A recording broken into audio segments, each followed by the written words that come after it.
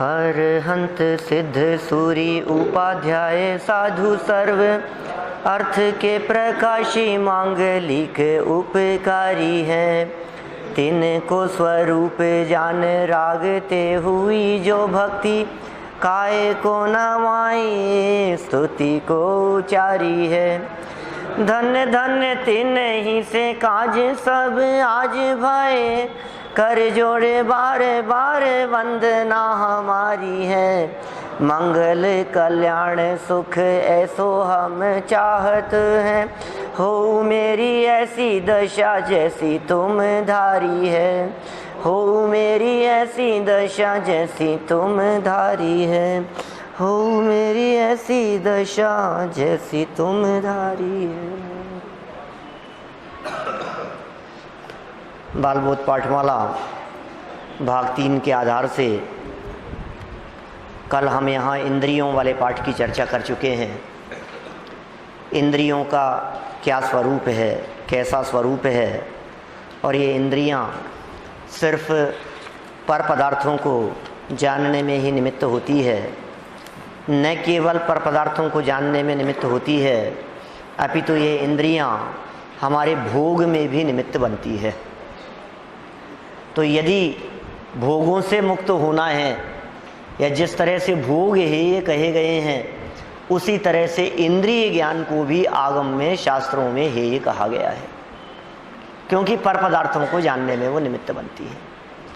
आज हमें इसी चर्चा को कुछ और आगे बढ़ाना है, और यह चर्चा सदाचार वाले पाठ की तरफ आगे बढ़ती है। एक पाठ सदाचार वाला पहले भी हमने पढ़ा है, बालबोध पाठमाला भाग 2 में। वहाँ जो हमने सदाचार की बात कही है, उस सदाचार में रात्रि भोजन त्याग की बात हुई, हठी बालक की कहानी पढ़ी थी, बिना चने जल के त्याग की बात हुई थी। यहाँ जो कुछ चर्चा सदाचार वाले पाठ में होने वाली है, इस चर्चा में भक्ष्य अभक्ष्य विचार, क्या खाना नहीं खाना, क्या नहीं खाने योग्य है, क्या खाने योग्य है, ये समझ होना बहुत ज़रूरी है। जिनके जीवन में ये समझ नहीं है क्या खाना चाहिए और क्या नहीं खाना चाहिए, वे कुछ भी खाते हैं। शारीरिक स्वास्थ्य की दृष्टि से भी प्रतिकूल है और धार्मिक दृष्टि से भी वो उचित नहीं है। दोनों ही बातों के आधार पर विचार करेंगे। मूल पाठ का नाम क्या है? सद आचार। सत सत सत मतलब वस्तु, सत मतलब वस्तु, सत मतलब पदार्थ, सत माने आत्मा, और सत आचार, आत्मा को मुख्य रख करके जो आचरण हुआ उसका नाम सदाचार। जहाँ आत्मा नहीं है, जहाँ आत्मा की खबर नहीं है, जहाँ अपनी खबर नहीं है, और बाहर में कुछ भी आचरण पालो, उसे लोक व्यवहार में भले ही सदाचार कहो, लेकिन सच में तो सदाचार ज्ञानियों के जीवन में होता है जो सत स्वरूपी आत्मा को जानते हैं। सद आचार, ख्याल में आ रही है बात? सत माने आत्मा, इसका मतलब आत्म स्वरूप के श्रद्धान और ज्ञान पूर्वक जो भी आचरण होगा उस आचरण का नाम सदाचार है। कैसा आचरण होना चाहिए? देखो बात कहाँ से शुरू हुई। 2 मित्र हैं, सुबोध और प्रबोध, और दोनों मित्रों की चर्चा प्रारंभ हुई। एक ने दूसरे से कहा, भाई कहाँ जा रहे हो? चलो आज तो चौराहे पर आलू की चाट खाएंगे, बहुत दिनों से नहीं खाई है। 10 लक्षण पर्व बीता होगा, बादवा निकला होगा, बहुत दिनों से नहीं खाई है, तो क्या जवाब दिया? चौराहे पर और आलू की चाट। हमें कोई भी चीज बाजार में नहीं खाना चाहिए, ये सदाचार। बाजार में खड़े खड़े खाना, चौराहे पर खड़े होकर के खाना, ये सभ्य लोगों का काम नहीं है। क्या? शांति से बैठ करके खाओ, घर ला करके खाओ। लेकिन उसमें भी क्या कह रहे हैं? आलू की चाट भी कोई खाने की चीज है? याद नहीं कल गुरुजी ने कहा था कि आलू तो अभक्ष्य है। अरे यार, ये अभक्ष्य क्या होता है, मेरी तो समझ में ही नहीं आता। पाठशाला में पंडित जी कहते हैं ये नहीं खाना चाहिए, वो नहीं खाना चाहिए। औषधालय में वैद्य जी कहते हैं ये नहीं खाना, वो नहीं खाना। अपने को तो कुछ पसंद नहीं है, जो मन में आए सो खाओ और मौत से रहो। क्या ऐसी बातें करते हैं यार दोस्त, इसी तरह से बोलते हैं। अपने को तो क्या है साहब, कुछ भी खाओ, ये मत खाओ वो मत खाओ, क्या क्या क्या क्या छोड़े यार, कहाँ कहाँ उलझे अपन। ये कुछ नहीं, किसी बात में नहीं उलझना है, अपने को तो सब खाना चाहिए। अरे भाई तुम अभक्ष्य नहीं समझते, अभक्ष्य, भक्ष्य माने खाने योग्य और अभक्ष्य माने नहीं खाने योग्य।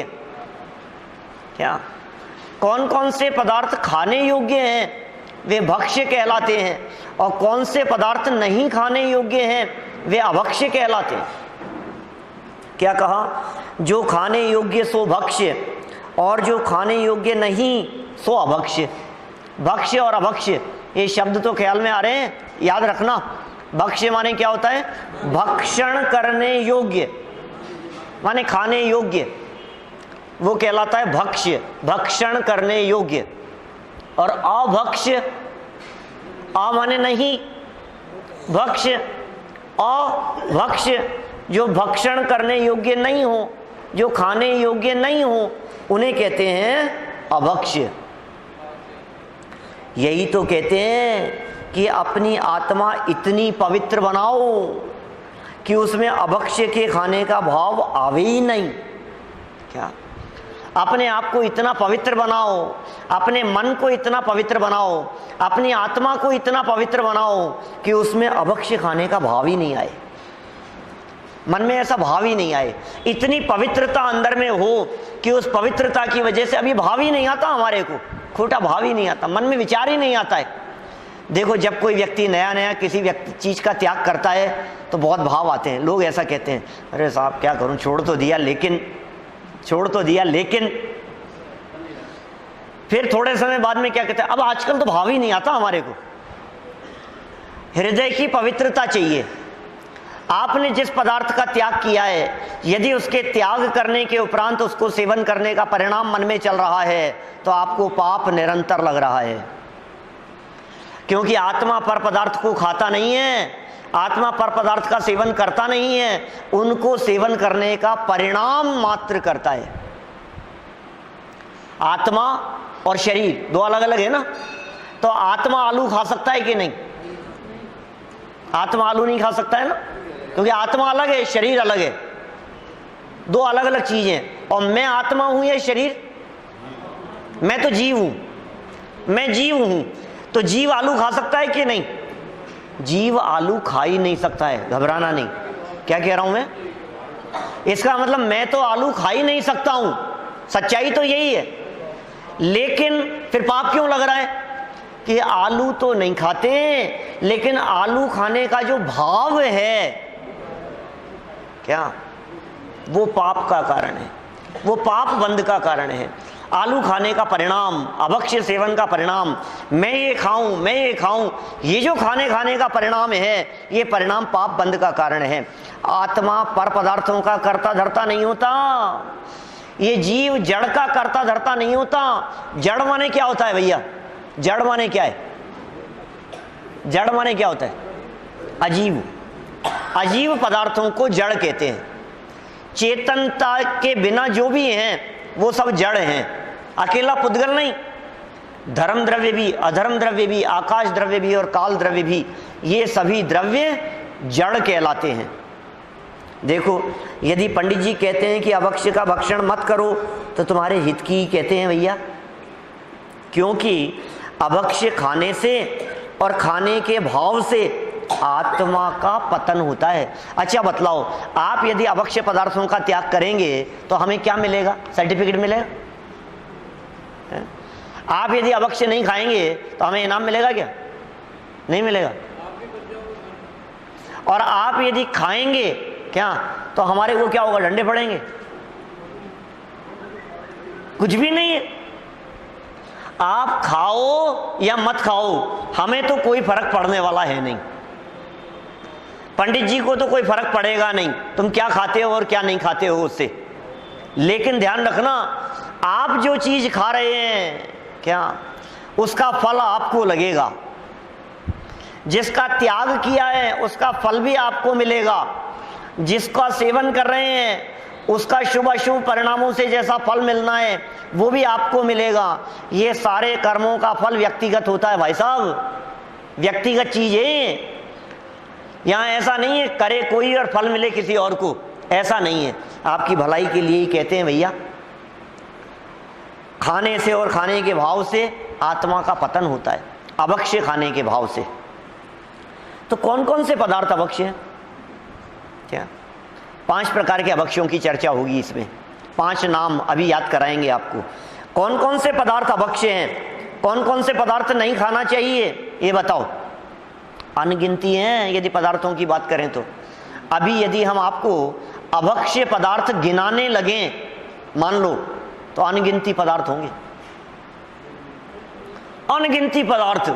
किस किस के अभक्ष्य पने की चर्चा करें। और कई बार जब हम लोगों को ये बतलाते हैं कि हम ये नहीं खाते, तो फिर लोग ये कहते हैं आप ये मत बतलाओ क्या नहीं खाते, आप तो बताओ खाते क्या हो। क्या लोग ऐसा कहते हैं, फिर खाते क्या हो आप ये बताओ। आलू नहीं खाते, गाजर नहीं खाते, मूली नहीं खाते, बैंगन नहीं खाते, लहसुन नहीं खाते, प्याज नहीं खाते, हैं बाजार का नहीं खाते, ये नहीं खाते, गोभी नहीं खाते, फूल गोभी नहीं खाते, पत्ता गोभी नहीं खाते, भिंडी नहीं खाते। खाते क्या हो आप ये तो बताओ। क्या? अरे भाई खाने के लिए भी बहुत चीज़ें हैं, और ये बात समझना, हमें ये मनुष्य जीवन खाने के लिए नहीं मिला है। खाने खाने में जीवन जा रहा है। भक्ष्य पदार्थ भी कम नहीं है। अभी हम खाने योग्य पदार्थ गिनाएंगे तो आप सुनिए, इतना खाते हो आप। माने खाने लायक पदार्थ भी कम नहीं है। हम तो ये कह रहे हैं जो खाने योग्य नहीं हो वो मत खाओ। कौन से हैं नाम नहीं गिना रहे, हम कैटेगरी बांट दी हमने उनकी। 5 तरह की कैटेगरी में अभक्ष्य पदार्थों को बंटवारा कर दिया। माने 5 तरह के पदार्थ खाने योग्य नहीं है। 5 प्रकार के, 5 जाति के, 5 तरह के दोष वाले पदार्थ हमारे को नहीं खाना चाहिए। वो सब अभक्ष्य हैं, उसमें सब गर्भित हो जाएंगे। और वैसे आगम में शास्त्रों में 22 प्रकार के अभक्ष्यों की चर्चा भी की, वो भी बात करेंगे अभी हम। देखो कौन कौन से हैं।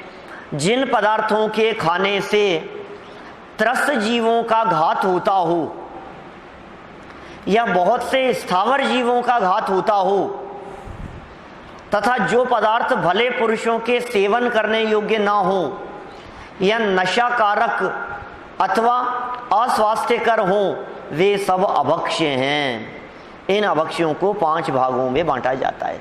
देखो थोड़ी परिभाषा लंबी हो गई, बात कुछ बड़ी कह दी है इन्होंने, लेकिन 5 प्रकार के अभक्ष्यों को इसमें समेट लिया गया है। अभी इसमें 2 अलग शब्द आए हैं नए लोगों के लिए, एक त्रस्त जीवों का घात और एक स्थावर जीवों का घात। आप जानते हैं त्रस्त जीव और स्थावर जीव किसे कहते हैं भीम जी? वैसे त्रस्त जीव किसे कहते हैं? देखो इंद्रियां पढ़ी ना अपन ने कल, 5 इंद्रियां हैं। स्पर्शन इंद्रिय, रसना इंद्रिय, घ्राण, चक्षु, कर्ण इंद्रिय, 5 इंद्रियां हैं। कल हमने ये भी जाना था कि ये 5 इंद्रियों वाले जीव कौन कौन से होते हैं, ये भी कल हमने जाना था। स्थावर जीवों में पृथ्वी का एक, जल का एक, अग्नि का एक, वायु का एक, वनस्पति का एक, ये स्थावर कहलाते हैं। ये एकेंद्रिय हैं। जितने भी एकेंद्रीय जीव होते हैं उन्हें स्थावर कहते हैं। याद रहेगा सब, स्थावर किसे कहते हैं? एक इंद्रिय जीवों को स्थावर कहते। स्थिर रहे वो स्थावर नहीं। ये परिभाषा बहुत पहले चला करती थी, लेकिन सैद्धांतिक रूप से बराबर नहीं है ये परिभाषा।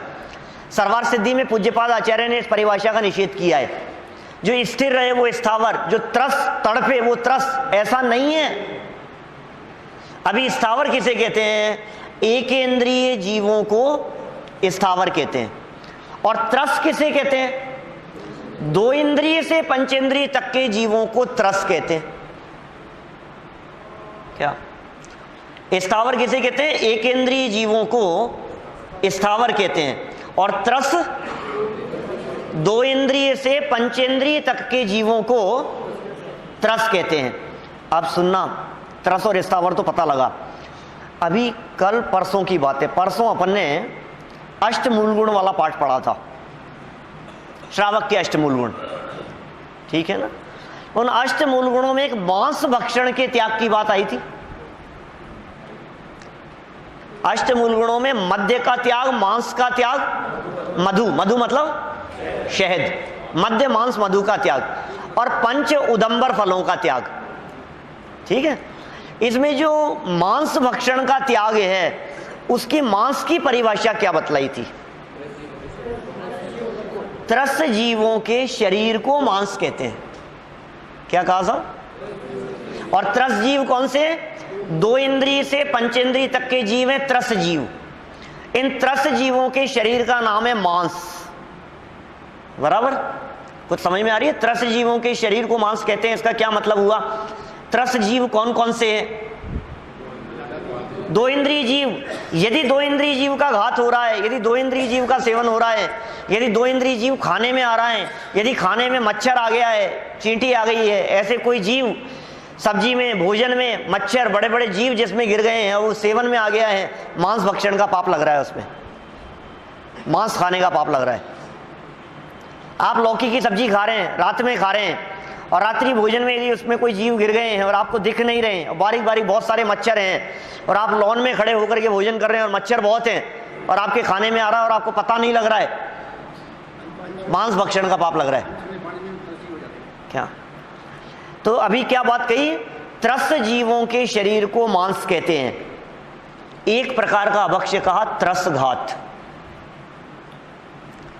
क्या कहा? जिन चीजों के सेवन करने से, अभक्ष्य की परिभाषा सुनना, पूरी परिभाषा, जिन पदार्थों के सेवन करने से त्रस्त जीवों का घात हो, बहुत से स्थावर जीवों की हिंसा हो, जिन पदार्थों का सेवन करना उत्तम पुरुष अच्छा नहीं समझें, सज्जन पुरुष भला नहीं समझें, अच्छा नहीं समझें, नशा बढ़ाने वाले हों और स्वास्थ्य के लिए हानिकारक हों, वो सब अभक्ष्य है। 5 भागों में बांट दिया है। 5 के नाम सुनो पहले, कौन कौन से हैं। 5 नाम याद होने चाहिए सबको। आज नहीं पूछूंगा, 1-2 दिन बाद पूछूंगा, है ना? बोलो। स्थावरों में, हाँ, वनस्पति कायिक के अंतर्गत आते हैं निगोद। आप पूछ रहे हैं निगोदीय जीव कौन से उसमें आएंगे? पृथ्वी कायिक हैं, जल कायिक हैं, अग्नि कायिक हैं, वायु कायिक हैं? नहीं, वनस्पति कायिक हैं। वनस्पति कायिक 2 प्रकार की होती है, साधारण वनस्पति और प्रत्येक वनस्पति। तो ये जो हरी ग्रीनरी जो दिखाई देती है, ये सब है प्रत्येक वनस्पति। जितनी ग्रीनरी आपको दिखाई दे रही है, ये प्रत्येक वनस्पति है। और जो साधारण वनस्पति है वो है निगोद। निगोदीय जीव साधारण वनस्पति के अंतर्गत आते हैं सब जगह। हाँ, साधारण वनस्पति है। यहां सब तरफ देखो, हमारे चारों तरफ वातावरण में पृथ्वी कायिक भी हैं, जल कायिक भी हैं, अग्नि कायिक भी हैं, वायु कायिक भी हैं। हमारे चारों तरफ वातावरण में सूक्ष्म जीव हैं, लेकिन जो स्थूल दिखते हैं वे बादर हैं, लेकिन जो सूक्ष्म जीव हैं वे सर्वत्र फैले पसरे हुए हैं। 5 प्रकार के अभक्ष्य। पहले प्रकार के अभक्ष्य का नाम त्रस्त घात। पहले का नाम बोलो। दूसरा बहुघात। दूसरे का नाम पहला, दूसरा, तीसरा अनुपसेव्य, तीसरे नंबर पर अनुपसेव्य, चौथा नंबर नशाकारक, और 5वां अनिष्ट। 5वां याद करना, त्रस्तघात, बहुघात, त्रस्तघात, बहुघात, अनुपसेव्य और नशाकारक, अनुपसेव्य, नशाकारक और अनिष्ट। अनुपसेव्य, नशाकारक और अनिष्ट 5 हो गए। अभी जब इनके स्वरूप की चर्चा करेंगे ना अभी अपन, तो इनके ये शब्द और ज्यादा याद होंगे। जैसे अनुपसेव्य कभी सुना ही नहीं है, पहली बार सुना है, नया शब्द लग रहा है, ये है क्या चीज है अनुपसेव्य। देखो, त्रस्तघात किसे कहें? जिन पदार्थों के खाने से त्रस्त जीवों का घात होता हो उन्हें त्रस्तघात अभक्ष्य कहते हैं। जिनके खाने से, जिनके सेवन करने से त्रस्त जीवों का घात हो वे त्रस्तघात हैं। और ऐसे कौन से जीव हो, ऐसे कौन से पदार्थ होंगे जिनके खाने से त्रस्तघात हो रहा है, त्रस्त जीवों की हिंसा हो रही है। त्रस्त जीवों की हिंसा का मतलब समझ गए ना आप? मांस भक्षण का पाप। त्रस्त जीवों की हिंसा का मतलब मांस खा रहे हो आप, अंदाजा है आपको मांस भक्षण किसका नाम है? जिनके सेवन में त्रस जीव का घात हो रहा हो। जैसे पंच उदंबर फल, अंजीर खाने में मांस भक्षण का पाप लग रहा है। अब सोचो आप जरा, अंजीर की मिठाई, मांस खाने का पाप लग रहा है। 70% के 30% कितना बताया था आपने शादियों में? 30%, बहुत बड़ा है 30% भी। 30% शादी विवाह आयोजनों के अंदर अंजीर की मिठाई बनने लगी। सावधान रहो, पूछ के खाओ, समझ करके खाओ। इनके मध्य में अनेक सूक्ष्म स्थूल त्रस जीव पाए जाते हैं, इन्हें कभी नहीं खाना चाहिए, ये त्रस घात है। और बात कहूं मैं आपको, मुझे मालूम है आज ये प्रवचन सुन करके सैकड़ों लोग द्विदल खाने का त्याग करने वाले हैं। क्या मजाक नहीं कर रहा हूं मैं, सही कह रहा हूं। क्या आप खा नहीं सकते द्विदल? क्या होता है ये द्विदल पता है आपको? मांसाहारी है जो द्विदल खाते हैं। अरे साहब ऐसा तो मत कहो, क्या जान लोगे क्या हमारी? हैं? क्या करें? दही बड़े खाते हैं, दही बेसन की कड़ी खाते हैं, गट्टे खाते हैं, और न मालूम क्या क्या ऐसी जो बेसन की सब्जियां, दही की सब्जियां खाते हैं, दही की नुक्ती खाते हैं। बोलो क्या है ये सब चीज? मांस भक्षण का पाप लग रहा है। सच्ची घटना बतलाता हूं, सुनो पहले बात, पूरी बात सुनना, घबराना नहीं। क्या दिल थाम के बैठना। क्या बहुत लोगों ने सुना है, औरों को सुनाता हूं, बहुत जगह पर कहता हूं ये बात, और मेरा एक्सपीरियंस रहा है। जिन सभाओं में मैंने आज तक कहा है, उन सभाओं में सुनने वाले लोगों ने 50% से ज्यादा लोगों ने तत्काल त्याग कर दिया है, तुरंत। इतना एक्सपीरियंस है, 60-70% लोग त्याग कर देते हैं। बहुत लोग बाद में मिलते हैं, वो कहते हैं पंडित जी उस दिन का दिन था और आज का दिन है, आज तक कभी हमने नहीं खाया। यहाँ भी मुझे मालूम है बहुत लोग नहीं खाते हैं, और मुझे मालूम है ये प्रवचन जो बहुत लोग जो सुनते हैं वो सब छोड़ देने वाले हैं आज। सच्ची घटना बतला रहा हूँ। पंडित कैलाश चंद्र जी साहब सिद्धांत शास्त्री, उन्होंने अपनी पुस्तक में लिखा, सच्ची घटना लिखी उन्होंने अपने लाइफ की। वे रोजाना घूमने के लिए जाते थे, नदी किनारे घूमते थे, टहलते थे। वहां घूमते हुए रोजाना देखते थे वहां कि एक कोई मुस्लिम भाई जो तीतर पालते थे, वो रोजाना अपने साथ में 2-3 तीतर लेकर के आते थे नदी किनारे, वो भी टहलते थे। सच्ची घटना है, बिल्कुल वास्तविक, और प्रैक्टिकल करके देखना। कुछ पता नहीं क्या करते थे वहां, और कुछ देर बाद में वो तीतरों को वहां छोड़ते थे और वो उसमें से कुछ खाते रहते थे, पता नहीं क्या। अभी सुनो तो सही आप, मैं तो बता रहा हूं ना। क्या अभी हुआ क्या, रोज देखते थे वो, पता नहीं क्या होता है, पता नहीं क्या करते हैं, क्या मंत्र मंत्र पढ़ते हैं, क्या करते हैं यहाँ। तो एक दिन पूछ लिया उन्होंने पंडित जी ने, ये कोई 50 साल पुरानी घटना होगी, 40-45 साल पुरानी घटना। एक दिन पंडित जी ने पूछ लिया उनसे कि क्या करते हो आप, ये क्या क्या खिलाते हो इनको, क्या लाते हो? तो उन्होंने कहा मैं घर से दही और बेसन लेकर के आता हूं, मिला के लाता हूं। क्या कहा? दही और बेसन, और यहां लाकर अपने मुंह में जो लार बनती है वो थूक देता हूं इसमें, और थूक करके हिलाता हूं तो 10-5 मिनट में इसमें ये जो प्याला है, इस प्याले में सैकड़ों हजारों लटें तड़पने लगती है। क्या कहा? ये जो प्याला है ना जिसमें दही बेसन मिलाया है, हमारे मुंह से जैसे ही लार उसमें गिरी, थूक उसमें गिरा, 10 मिनट में उसमें लटें तड़पती रहती है, तड़फड़ाती रहती है। और ये जो तीतर मैं साथ में लाता हूं, ये उसमें से एक एक लट चुन चुन करके खाते रहते। क्या ये सच्ची घटना है? समझ में आया आपके कुछ? दही और बेसन यहां मिल गया है, दालें और बेसन जहां मिल गया है, उसके मिलने में जीव नहीं होंगे, लेकिन उसके मिलने के उपरांत, उसके मिल जाने के बाद हमारे मुंह की लार जैसे ही उसके साथ में मिली, त्रस्त जीवों की उत्पत्ति होती है उसमें। द्विदल शब्द का प्रयोग किया है। द्वि मतलब होता है दो, दल मतलब जिसके हिस्से हो जाते हो बराबर। जिन चीजों के बराबर 2 हिस्से हो जाते हों, ऐसी चीजों के साथ में दही अधिक मिलने पर गोरस शब्द का प्रयोग किया है। हम तो दूध का भी सेवन मानते हैं। दूध, दही आदि यदि उसके साथ में मिल जाएं और उसको जैसे ही मुंह में रखा आपने तो 10-5 मिनट में उसमें लटें जैसी उत्पन्न होने लग जाती हैं। आप खा सकते हैं?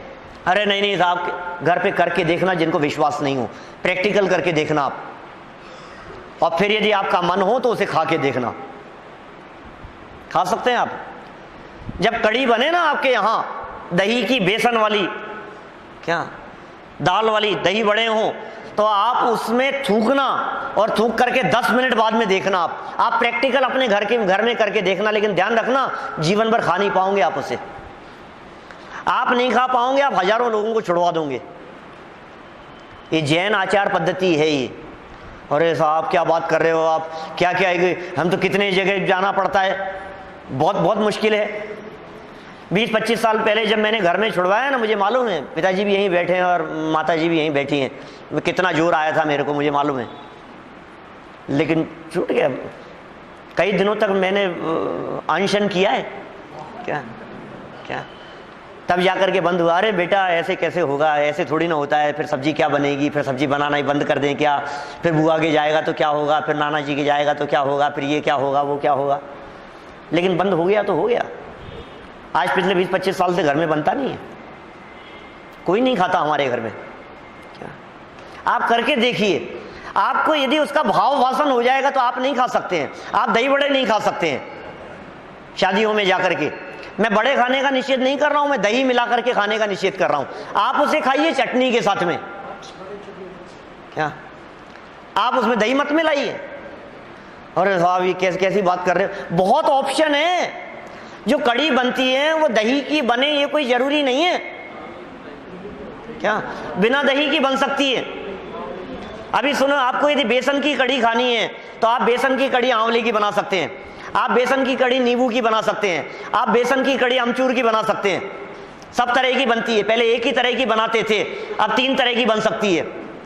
अच्छा, यदि आपको दही की ही बना करके खानी है तो आप बेसन की मत बनाइए, आटे की बनाइए, गेहूं के आटे की। आप समझ रहे हैं क्या? यदि आपको दही की कड़ी खानी है क्या, तो आप सावधानी रखिए। जीवन मौत का सवाल है, मांस भक्षण का पाप लग रहा है, अंदाजा नहीं है हमारे को बिल्कुल भी क्या कर रहे हैं। ऑप्शन बहुत सारे हो सकते हैं और खाने के लिए जीवन नहीं है, एक बात समझ लेना। क्या जो लोग जोड़े से आते हैं समझ लो उनका तो काम हो गया आज, उनको तो कोई प्रॉब्लम नहीं है, ठीक है ना। और जो अकेले आए हैं उनके साथ में प्रॉब्लम होगी कि क्या करें, घर जाके कौन समझाए। कोई बात नहीं, प्रवचन सुना देना, रिकॉर्डिंग तो है ना अपने पास में। सावधानी अपनी, बस किसी और के लिए नहीं है भाई। मैं खा रहा हूं तो मैं मर रहा हूं, मेरी जान जा रही है, कहां भुगतूंगा उसको, उन परिणामों का क्या होगा। ये त्रस घात नाम का अभक्ष्य है, त्रस जीवों का घात हो रहा है। और त्रस जीवों के शरीर को क्या कहते हैं? मांस कहते हैं। मांस भक्षण का पाप लग रहा है। साधु जिद पड़ते हैं, दीदर मतलब जो दही होता है, हाँ, जमाया जो दही होता है उसमें बेसन मिलाने से नहीं, ऐसा कौन बनाता है, ये सब बेकार की बातें हैं।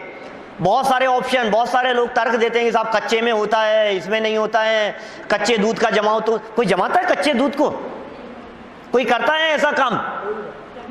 ये सिर्फ गलियां निकालने वाले ऑप्शन है। मैं और बात कहता हूं, कई बार सभाओं में जब मेरे से इस प्रकार के प्रश्न किए जाते हैं तो मैं एक बात कहता हूं, आप हमारे यहाँ आए भोजन करने के लिए और अंत में हमने आपके सामने दूध का गिलास ला करके रखा और बगल में एक बच्चा आया, आप दूध पीने वाले थे और उसने कहा अंकल इसमें छिपकली गिर गई थी,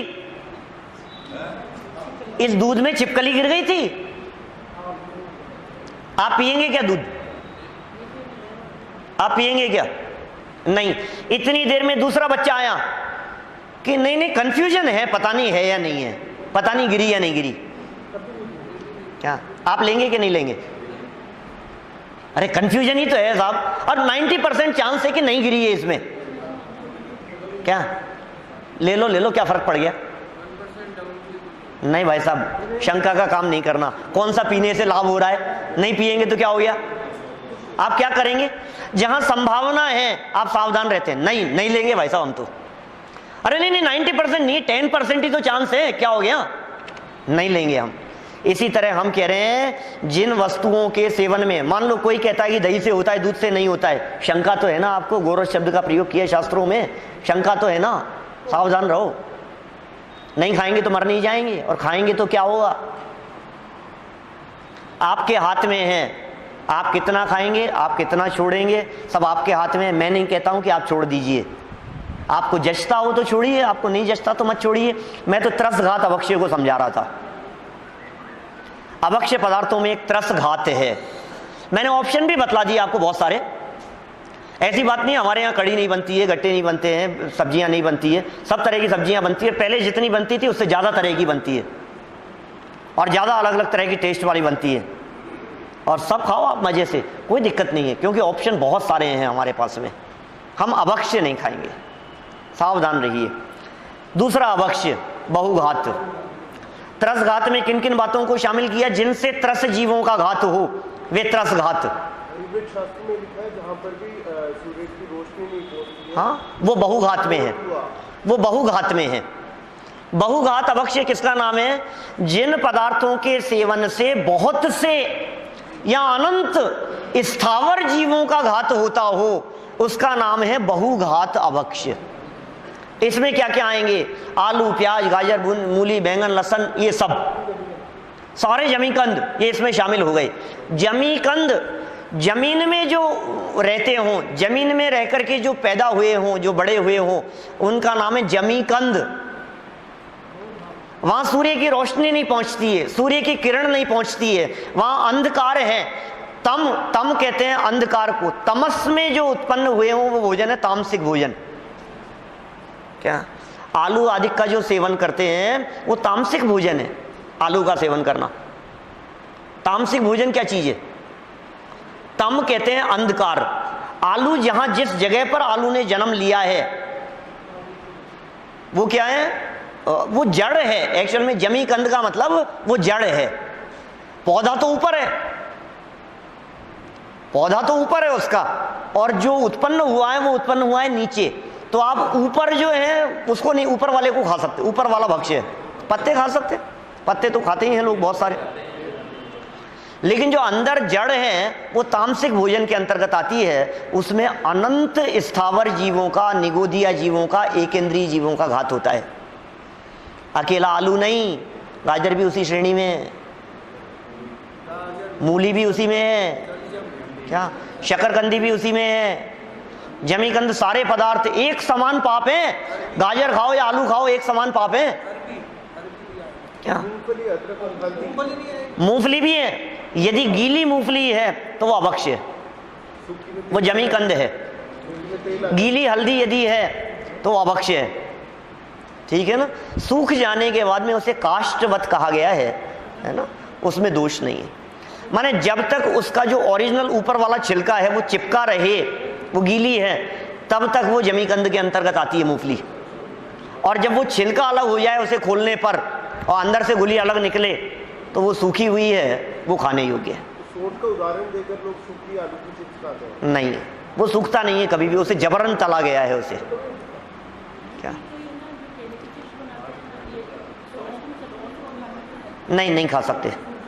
केले की चिप्स वगैरह सब अष्टमी चतुर्दशी को नहीं खा सकते हैं लोग। वो कितनी तरह की बातें हैं साहब, मैं तो ये अध्याय पूरा कर रहा हूँ, ठीक है ना। जितनी आपकी एक्स्ट्रा बातें हों वो सब मेरे से खड़े होने के बाद में पूछें। जो बातें सार्वजनिक उपयोग की हो वो बीच में पूछें, और जो पर्सनल बात हो वो क्लास खत्म होने के बाद में पूछें। 2 हो गए, त्रसघात और बहुघात। त्रसघात में मांस भक्षण का दोष है, बहुघात में मांस भक्षण का दोष नहीं है। मैंने एक दिन कही थी बात, आलू खाना मांसाहार नहीं है, लेकिन द्विदल खाना मांसाहार है। आलू खाने में ज्यादा पाप लगता है या दही बड़े खाने में ज्यादा पाप लगता है? दही बड़े खाने में ज्यादा पाप लगता है, लोग मर गए। क्या आलू खाने में ज्यादा पाप लगता है या दही की कड़ी खाने में ज्यादा पाप लगता है, बेसन वाली?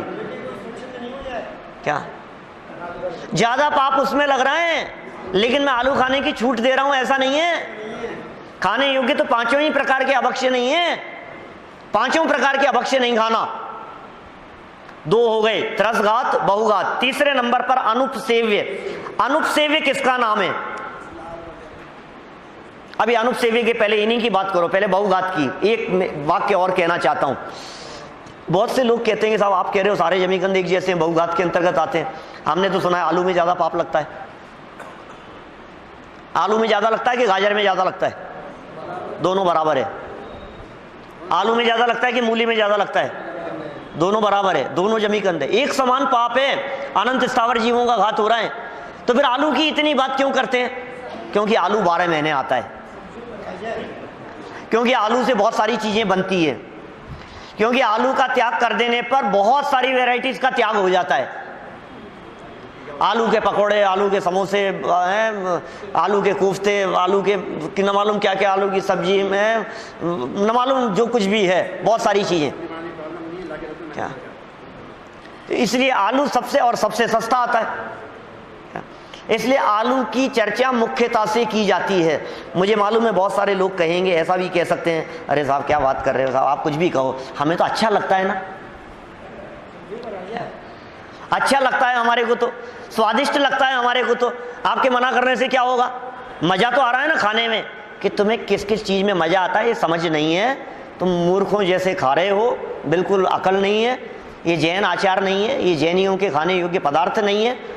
एक छोटा सा बच्चा होता है ना, 6 महीने का बच्चा, बिस्तर में पड़ा रहता है और वो पता नहीं क्या क्या खाता है क्या, और उससे पूछो, मना करो तो फिर भी खाता है वो, आप उसका हाथ हटाओ तो फिर भी खाता है।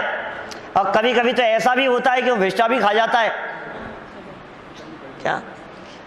और कहे मुझे अच्छी लग रही है, आप क्या कहेंगे? कपड़ा खाता है, कागज खाता है, कुछ भी खा जाता है, हाथ सन जाते हैं, कभी ध्यान नहीं दिया, मान लो 4-6 महीने का बच्चा बिस्तरों में लेटा हुआ है, उसने पॉटी कर दी है, वहीं पर हाथ बन गए हैं, वही मुंह में चले जाते। कभी हो सकता है ऐसा? उसे अच्छा लग रहा है, आप खाने देंगे क्या? आपको अच्छा लग रहा है लेकिन खाने योग्य नहीं है। समझदार व्यक्तियों से पूछो खाने योग्य है या नहीं है। अपने को अच्छा लग रहा है उससे निर्णय मत करो।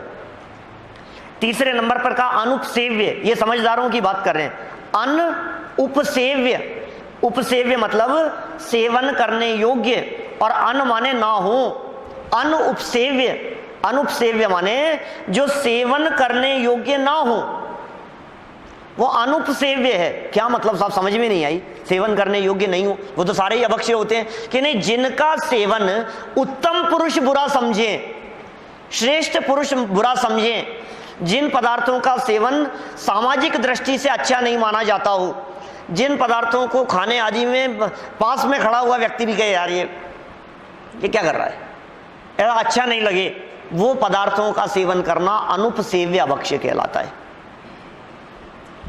क्या कौन से पदार्थ हैं अनुपसेव्य?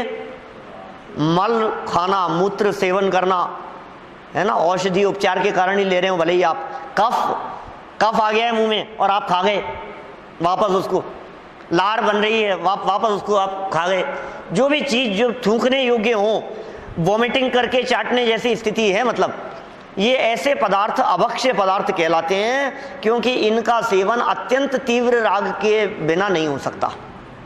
कोई खाते भी नहीं है, लेकिन फिर भी यदि कदाचित इस तरह के कई पदार्थों के सेवन की बात हो, है ना, मोरारजी देसाई प्रसिद्ध थे मूत्र सेवन करने में, है?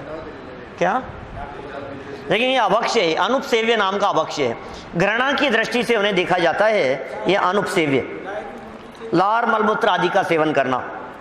अच्छा, लोक निंदे पदार्थ हैं, देखो नीचे अंतिम पैराग्राफ पढ़ रहा हूं साहब, 19 पेज का, नीचे देखो, जिनका सेवन उत्तम पुरुष बुरा समझे वे लोक निंदे पदार्थ ही अनुपसेव्य हैं, जैसे लार मलमूत्र आदि पदार्थ। अनुपसेव्य पदार्थों का सेवन लोक निंदे होने से तीव्र राग के बिना नहीं हो सकता, तीव्र राग के बिना, अतः वह भी अभक्ष्य है। आगे 4 नंबर पर क्या है अनुपसेव्य के बाद? नशाकारक, जो वस्तुएं नशा बढ़ाने वाली हो, जिन वस्तुओं के सेवन से नशा बढ़ता हो उन्हें नशाकारक अभक्ष्य कहते हैं। कौन कौन सी चीजें आएगी नशाकारक अभक्ष्य में? शराब, अफीम, भांग भी, गांजा, तंबाकू, सिगरेट, चाय देखो क्या कह रहे हैं, चाय नहीं है, चाय नहीं है, सुनो मेरी बात सुनिए, चाय अभक्ष्य नहीं है, चाय नशाकारक अभक्ष्य नहीं है, लेकिन यदि चाय की लत पड़ गई है तो वो नशाकारक अभक्ष्य के अंतर्गत आ जाएगी। यदि आप चाय के बिना रह नहीं पाते हैं, वो तड़प यदि उसकी है तो फिर वो नशा है। क्या मतलब, जिस चीज से बेचैनी हो रही है, जिसके बिना सर दुख रहा है, जिसके बिना तो आज तो बिना चाय के तो फिर वो अभक्ष्य हो गया। आप चाय लीजिए, रोजाना लीजिए, 2 बार लीजिए, कोई ऐतराज नहीं है, लेकिन नशा नहीं होना चाहिए चाय का। नहीं पीते हैं, सब पीते होंगे, कोई बात नहीं, हम तो नहीं पीते कभी, कोई बात नहीं, लेकिन नशा नहीं होना चाहिए, वो नशाकारक अभक्ष्य के अंतर्गत आएगी। अच्छा, अंतिम अभक्ष्य 5वें नंबर पर, ये सब मुझे नहीं मालूम, ये तो उनसे पूछना ढोलिया जी से। ये पूछ रहे हैं साहब ये गांजा क्या होता है? क्या अफीम वगैरह के पेड़ होते हैं, ये सब नशा बढ़ाने वाली चीजें हैं कुल मिलाकर के। देखो, जो वस्तु अनिष्ट, सुनना बहुत सुंदर, अनिष्ट अभक्ष्य क्या चीज है? ये अभक्ष्य नहीं होते अनिष्ट अभक्ष्य, लेकिन होते हैं अभक्ष्य। देखो क्या कह रहे हैं, जो वस्तु अनिष्ट माने हानिकारक हो वह भी अभक्ष्य है, क्योंकि नुकसान करने वाली चीज को जानते हुए भी खाने का भाव अति तीव्र राग भाव हुए बिना नहीं होता, अतः वह त्याग करने योग्य हैं। क्या मतलब, जो पदार्थ मूल में तो अभक्ष्य ना हो, लेकिन जो हमारे स्वास्थ्य के लिए हानिकारक हो, उन पदार्थों को खाना भी अभक्ष्य है। 5वें नंबर का अभक्ष्य, जैसे डायबिटीज का मरीज है और खूब मिठाई खा रहा है, क्या हार्ट की प्रॉब्लम है और तेल घी की चीजें खा रहा है, हाई ब्लड प्रेशर है और नमक ले रहा है ऊपर से और तेज, आप समझ रहे हैं? ये अभक्ष्य है, ये उसके लिए, सबके लिए नहीं। रसगुल्ले खाना, मिठाई खाना, मावे की मिठाई खाना आपके लिए अभक्ष्य नहीं है क्या? डायबिटीज वाले के लिए अभक्ष्य है, हार्ट की प्रॉब्लम वाले के लिए वो चीज अभक्ष्य है। माने जिसके जो बीमारी है, जिसके जो तकलीफ है, बुखार हो रहा है और हलवा खाने के लिए रो रहा है, मैं तो खाऊंगा कि नहीं भैया, ये बहुत हानिकारक है ये, क्योंकि ऐसी मौत की कीमत पर भी, बीमारी की कीमत पर भी हॉस्पिटलाइज हो जाएगा, ये देखते हुए भी डॉक्टर ने मना किया है, उसके बावजूद भी यदि उस पदार्थ का सेवन कर रहा है तो इसमें राग की गृद्धता, तीव्र राग अधिक होने से वो पदार्थ किसी और के लिए नहीं, तुम्हारे लिए अभक्ष्य है। 5 प्रकार के अभक्ष्य हो गए, नाम याद हो गए सबको? त्रसघात, हाँ हाँ, वही इसी तरह से हाँ, विरोधी आहार है, ऋतु विपरीत आहार है। 22 प्रकार के अभक्ष्यों की चर्चा की हमारे यहाँ शास्त्रों में।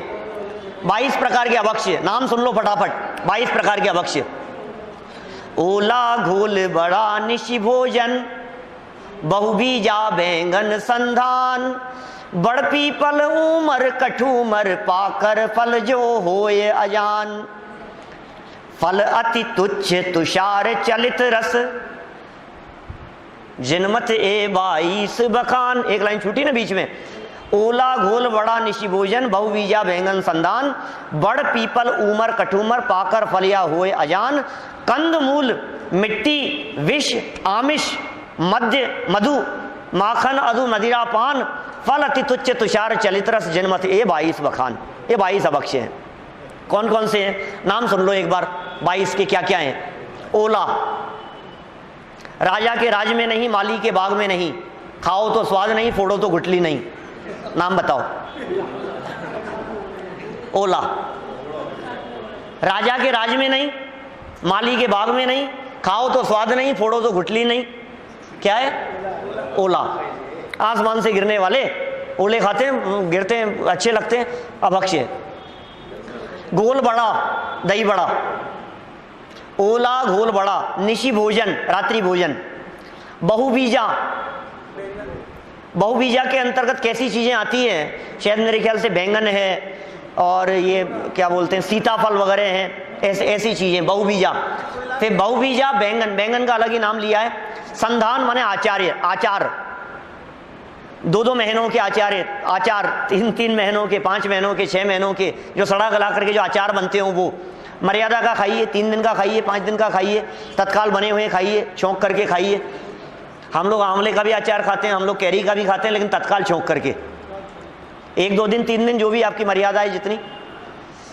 संधान क्या क्या कहा? ओला, घोल बड़ा, निशी भोजन, बहुबीजा, बैंगन, संधान मतलब आचार। फिर बड़, पीपल, उमर, कटूमर, पाकर फल या होए अजान, अजान फल जिसको आप जानते नहीं हो ऐसा फल। फिर क्या कहा? कंदमूल माने जमीकंद, मिट्टी, मिट्टी भी अभक्ष्य है। विष माने जहर, कौन खाता है जहर? तो जहरीली जो चीजें हो। कंदमूल, मिट्टी, विष, आमिष, आमिष मतलब मांस,